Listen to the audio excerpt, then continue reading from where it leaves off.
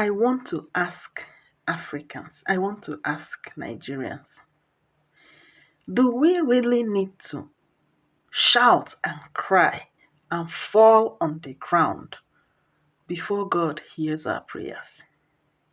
Do we need to eat grass, roll in the mud, fast for 100 days before God hears us? I am asking with every sense of humanity in me. Because if you are really reading the Bible, it says that if the wicked father of the world knows how to give good gifts to his children, how much more him, our God that created us that is in heaven? Do you shout and cry before your father, worldly father, gives you food and pays your bill? Do you eat grass? Do you roll on the mud? Do you go on hunger strike for 100 days before your earthly father pays the light bill, pays the house rent, buys clothes for you, pays school fees, care for you? Do you give your mother any money to breastfeed you? Why do you have to pay money to receive money from God? This is not proper. It's understandable when you say that you are contributing to the maintenance of the church or the maintenance of the system. But not that you are giving in order to attract generosity from God. How much do you give your father first before he gives you transport money to go back to school or to go to anywhere, or give? Even after he has done all this for you, even after your parents have done all this for you, how many of you were able to pay them back as an adult? They have already done it to make the whole sacrifices free. Have you been able to pay them back? How come you are trying to give to who owns everything? How come you cannot? What? It doesn't make sense. I don't get it. I don't get it, guys. The hurdles you take to get to the church alone is enough for God to show you mercy. Most of you live very far away from church. You sacrifice the whole day, that whole day, not doing your business. You think of what to wear and prepare. You pay transport. You sweat. You walk. You get to church. You stand and kneel. You stand and kneel. You stand. You clap. You shout. You cry. Then you still give. You guys don't pray more than me, but I cannot remember the last time I knelt down. It doesn't mean that I don't respect God. Does He love you guys more than me? The stress is too much. Guys, the stress is too much. That's why you die younger and earlier than your time. In fact, you guys will even have to rush to get to the church maybe 3 or 4 hours ahead of time so that you can get a comfortable seat to sit down. Let me give you guys a gist. In the recent past, my church got closed down for 3 months. Do you know why? Because they want to do maintenance. The pews had foams and they felt that the foams were already sagging. And so probably some people had complained after sitting down for a while. And they had to close down a branch of a mega church. 3 months.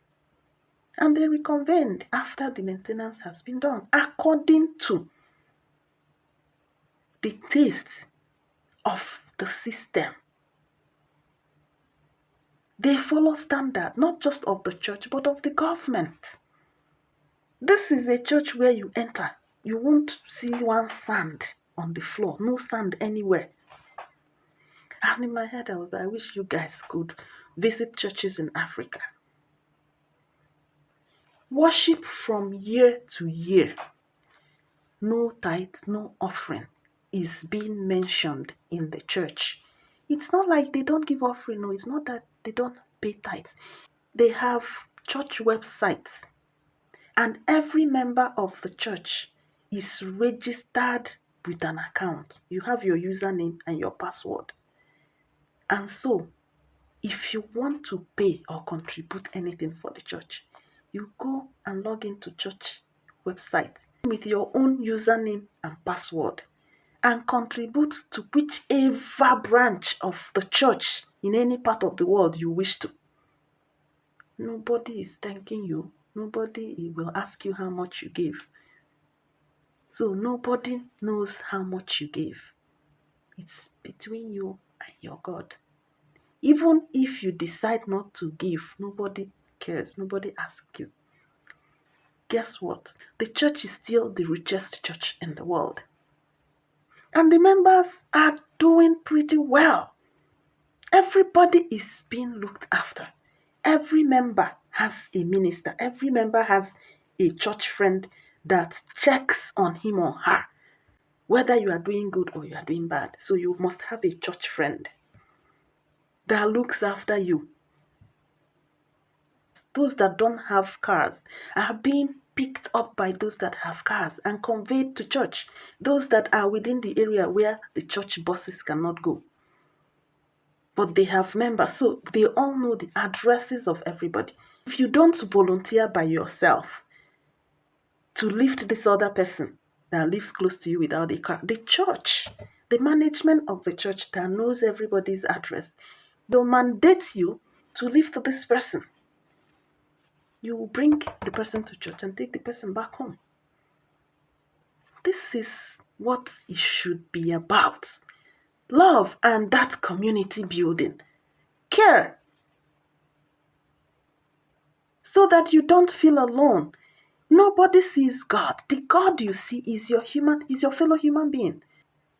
I don't know how comfortable people feel when they dress so well, so flamboyantly, and ride in their AC's cars and get to church and sit in front of the pews when there are people there that are coming to cry to God for help and they are not getting it from the church there. See, if where you are worshiping is not doing you well, change. What you should compare is what is obtainable there. No church is better than the other by name. If the Bible is something to be lived by, then it also means that religion, denomination doesn't matter in heaven. If you are in hell on this earth, and even in your church you are still in hell, which other hell is worse than that? What heaven are you hoping for? My name is Vivian, and I'm going to see you guys on the next one.